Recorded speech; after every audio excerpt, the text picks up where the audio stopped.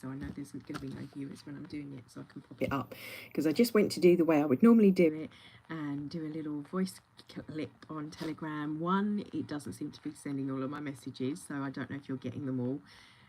It's got little red exclamation marks, which is normally an indication that the phone's full up.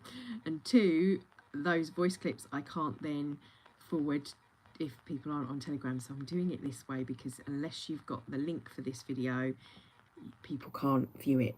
So and it kind of puts it unlisted as well automatically.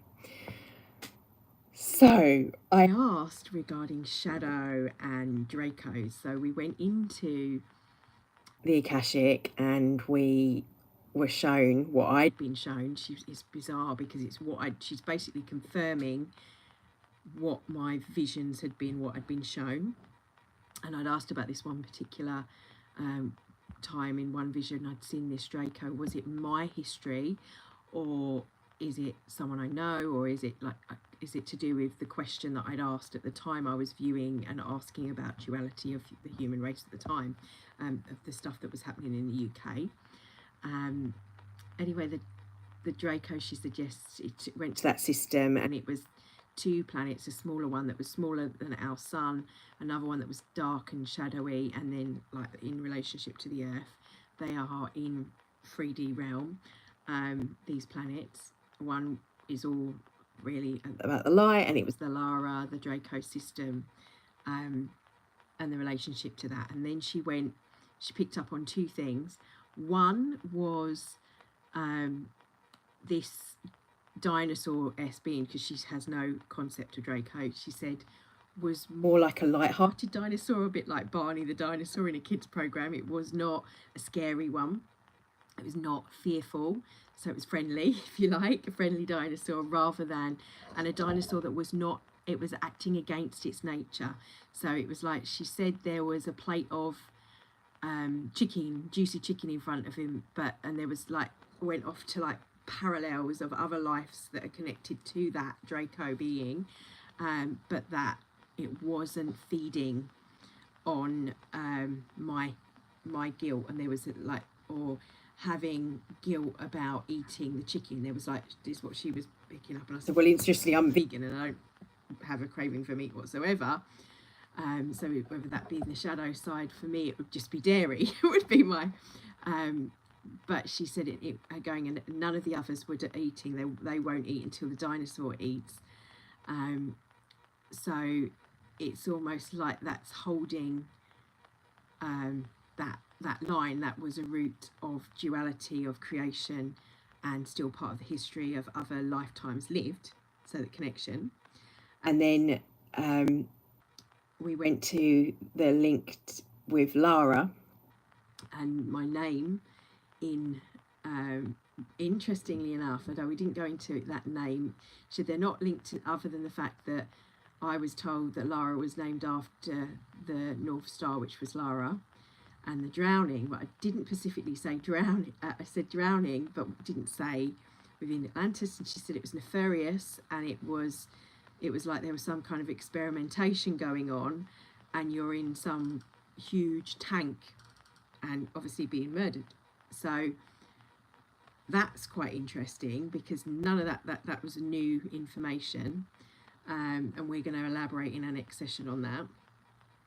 But with regards to Lara, what came through as my heritage was this man, really, really fair blonde hair, and as a collective, they're a collective race. So she said it's so high frequency, it's almost intangible what this was. When she was saying that, I was like, yeah, that's what I'm seeing as well. It's almost like it's a sun, it's not quite solid, we see it in terms of a being. She said, but there still is individuals. It's more like a bee has bees and they work within the hive, and that's kind of that hive mind, but and they move. And when she asked about what his name was and asked about him as a man, and she said that was me in a future incarnation, this Lauren male, that symbols came up, and I had been doodling this stuff when she was saying about symbols, I was seeing the symbols.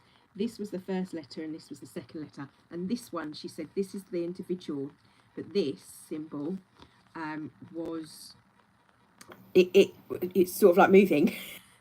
It's like a rotational star, like you see the Star of David is flat, but it's the Merkaba.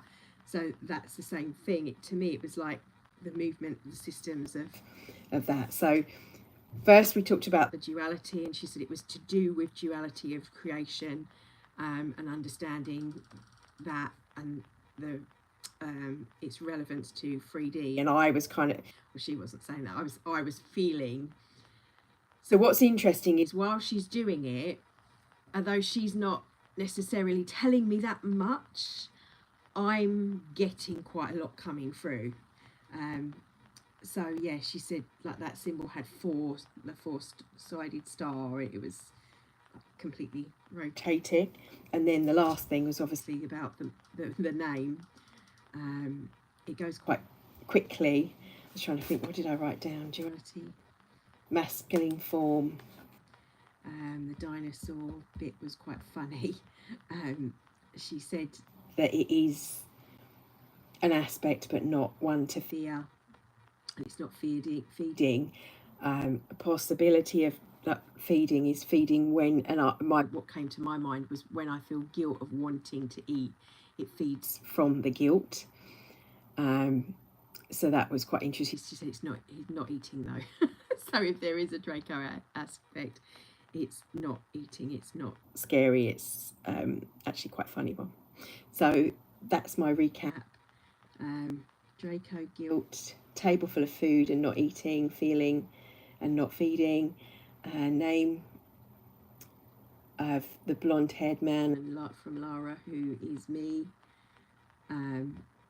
although it's not a future life or a past life, it's a current life. So as I tap into my own multi-dimensional aspects, I'm living in this Hathor-like state, as a priestess did. She lived here and lived elsewhere and was aware and linked jointly to these other lifetimes. So anyway, and all of this is stuff that I know, so it makes sense. But yeah, it's just more about confirmation and what to ask. So I will leave it with that. I just thought I'd share that with you.